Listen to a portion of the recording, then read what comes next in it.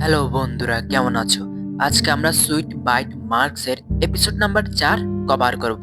এর আগের 3টা এপিসোড যারা দেখেনি, লিংক ডিসক্রিপশন বক্সে দেয়া আছে। তাহলে শুরু করা যাক। এর আগের এপিসোডে আমরা দেখি যে স্কুলের মধ্যে জিয়াওশুন কিছু মেয়েদের দ্বারা বুলিং এর শিকার হচ্ছিল। তখনই সেখানে উপস্থিত হয় একজন নাম না জানা ছেলে।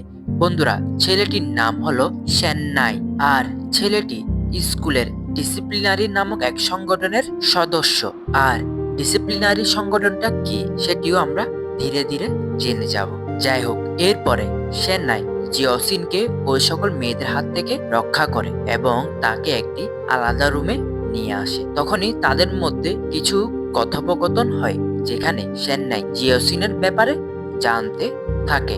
জিওসিনও সেননাইয়ের কাছ থেকে তার নাম এবং ঠিকানা জানে। এরপরে স্কুল শেষে যখন সেননাই এবং জিয়াওসিন একসাথে স্কুলের বাইরে বের হচ্ছিল, তখনই স্কুলের দোতলা থেকে রয় তা দেখতে পায়। রয় তখন সরাসরি নিচে নেমে এসে জিয়াওসিনের হাত ধরে তাকে আবারও মহলের মধ্যে নিয়ে যায়। এরপরে রয় শিয়াওসিনকে তার বেডরুমে নিয়ে যায় এবং অনেকটা টক্সিক আচরণ করতে থাকে তার সাথে। রয় তখন শিয়াওসিনকে স্পষ্টভাবে বলে দেয় যে সে অর্থাৎ শিয়াওসিন তার শিকার হিসেবে নয়, বরং তার ব্যক্তিগত সম্পত্তি হিসেবে আছে। রয় আরও বলে যে শিয়াওসিনের রক্ত এবং জীবন উভয়ই এখন থেকে শুধু তারই, এবং জিয়াওসিনের আশেপাশে যদি কোনো ছেলে আসে এবং যদি সে যায়, তাহলে রয় তাদের দুজনকেই মেরে ফেলবে। তখনই কথা বলার মাঝখানে রয় শিয়াওসিনের ঘাড়ে একটি কামড় দিয়ে দেয়।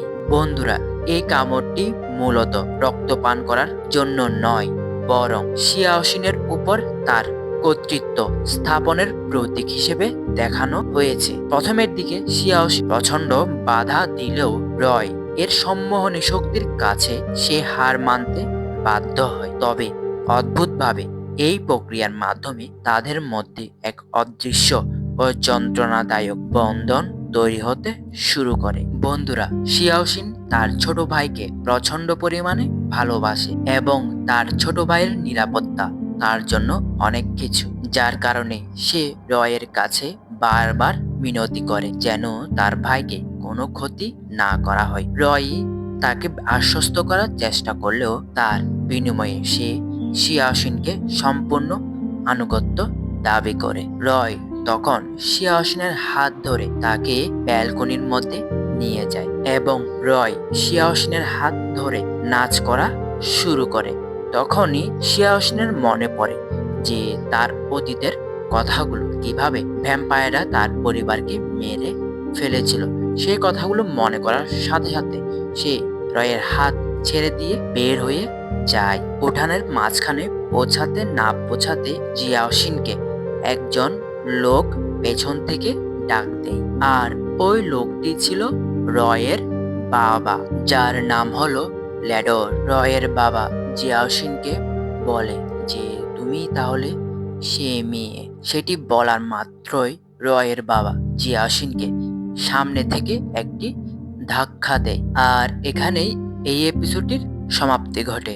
বন্ধুরা, এই এপিসোডটি কেমন লেগেছে অবশ্যই কমেন্ট করে জানাবে, আর যদি ভিডিওটি ভালো লেগে থাকে অবশ্যই একটি লাইক করবে। ততদিন এই চ্যানেলটিকে সাবস্ক্রাইব করে এই চ্যানেলটির সাথে থাকতে হবে। আপাততের জন্য গুড বাই।